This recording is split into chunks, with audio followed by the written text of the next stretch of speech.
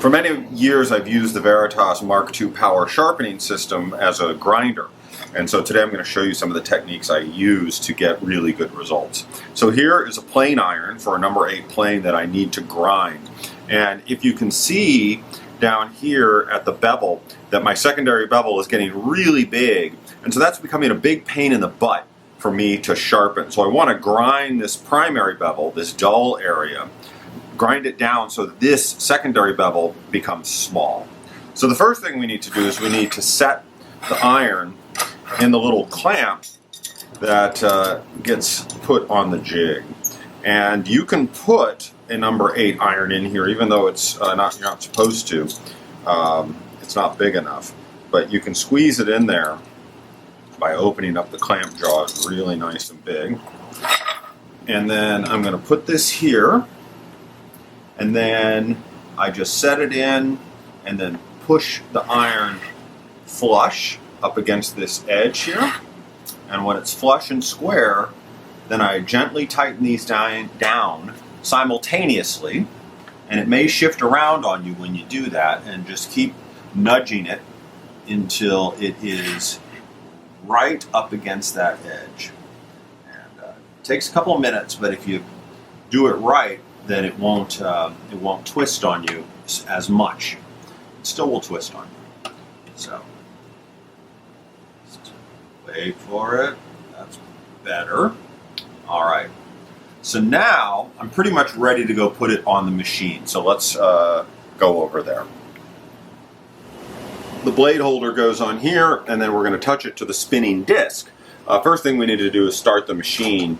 Always tighten this thing before you start the machine, and because it will tend to loosen, and then it'll wobble all around the place, which is annoying.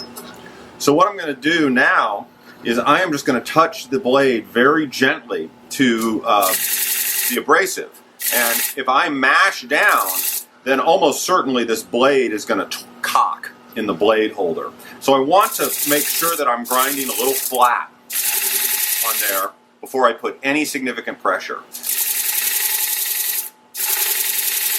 So then I just turn it over, and I'm looking to see, and it's impossible to see from the camera, but I can see where it's abraded, and I've got about half of the bevel flattened. I'm not really taking a lot of material off, I'm just making a flat so the iron doesn't twist. So I've got enough now, so let's stop and take a look at its squareness and make sure that this has remained square, because that is what the number 1 problem is it does twist, even if you take your time and you're gentle. All right, so I'm just going to take it, return it to the jig, setting jig, and show it to the work.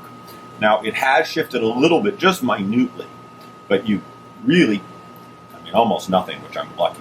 So I'm just going to tighten it up again, twist it a little, and usually if I pick it up and this stays on, that means I'm dead on. So I'll slide it out from the side, and then we'll go back to the grinder and continue grinding. So I'm going to return it back and start gently again.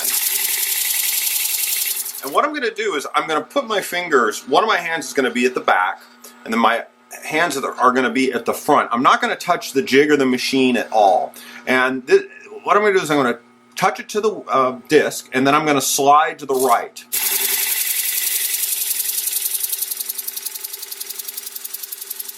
And the reason I do this is because the outside of the disc is running at a faster speed than the inside of the disc. So it's removing more metal out here, and I want it to remove a consistent amount. So I start with the whole iron on the disc and move it till about half is off, and keep doing that until I reach a certain point. And that certain point is when it gets too hot that my fingers I have to take my fingers away, and that means it's time to cool the blade. So when I get to that spot, then I take the iron off the machine and dunk it in the water to cool it. This is not actually quenching. It's not hot enough to sizzle or change the characteristics of the steel. We're just trying to cool it down so that we don't ruin the steel. So I'm going to check my work, and I can see that my bevel, my secondary bevel, is shrinking nicely and evenly. Probably need to go a little slower because the bevel on the outside is shrinking faster. And you just repeat this process until the bevel has been shrunk to the size that you want it. So now after about 5 minutes of work, I'm done. So the secondary bevel is tiny. I don't want to grind all the way to the tip unless there's damage out there. I'd rather leave that and sharpen that away on the stones, refresh that edge.